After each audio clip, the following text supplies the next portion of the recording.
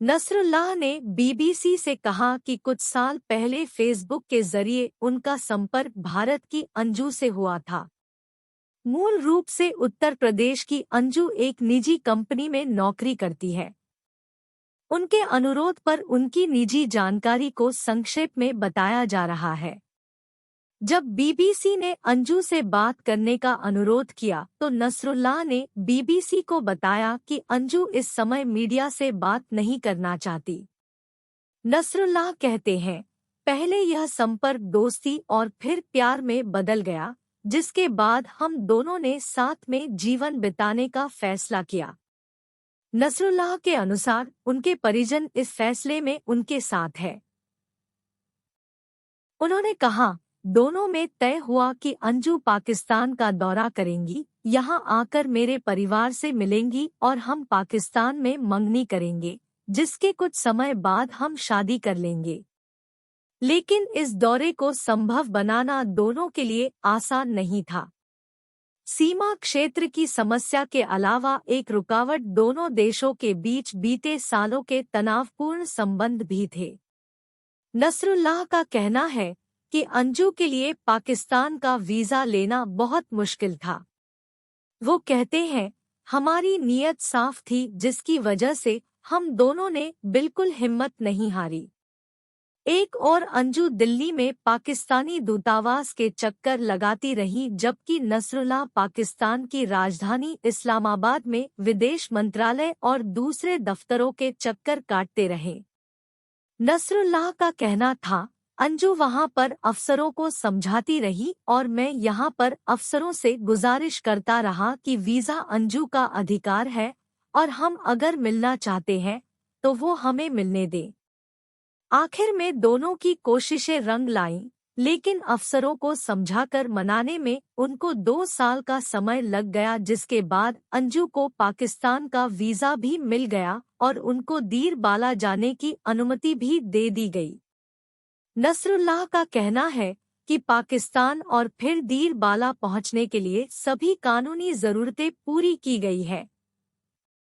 वो कहते हैं, अंजू और मैंने वीज़ा हासिल करने के लिए हजारों रुपए खर्च किए हैं। अब एक बार वीज़ा लग गया है तो उम्मीद है कि आगे कोई समस्या नहीं होगी।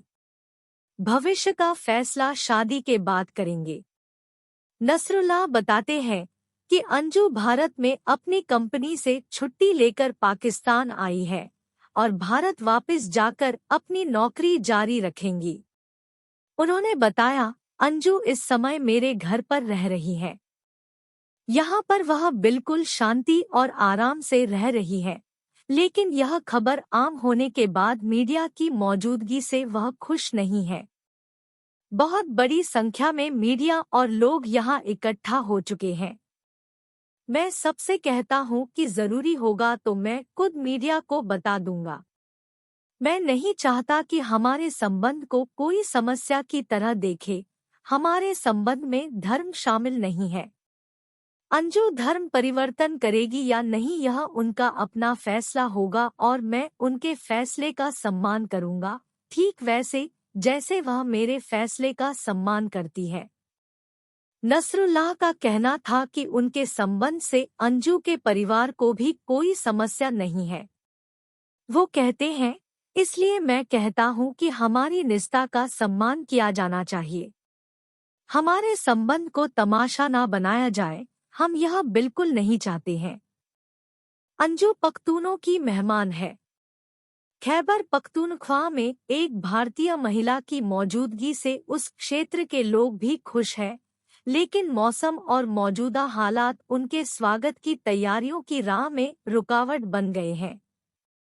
नसरुल्लाह के स्थानीय क्षेत्र की राजनीतिक और सामाजिक शख्सियत फरीदुल्लाह ने बीबीसी को बताया, अंजू जुमा शुक्रवार के दिन सुबह के वक्त पहुंची जब यहां भारी बारिश हो रही थी।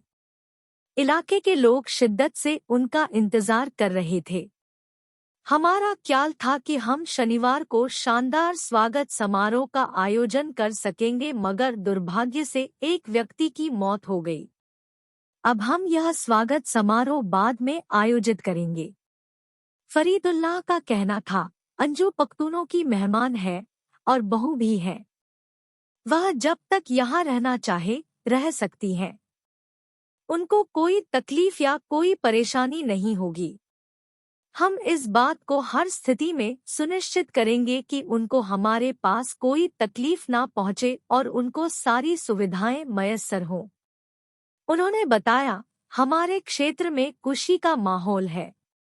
हमारे घरों की महिलाएं लगातार अंजू से मिलने जा रही हैं, उन्हें तोहफे दे रही हैं।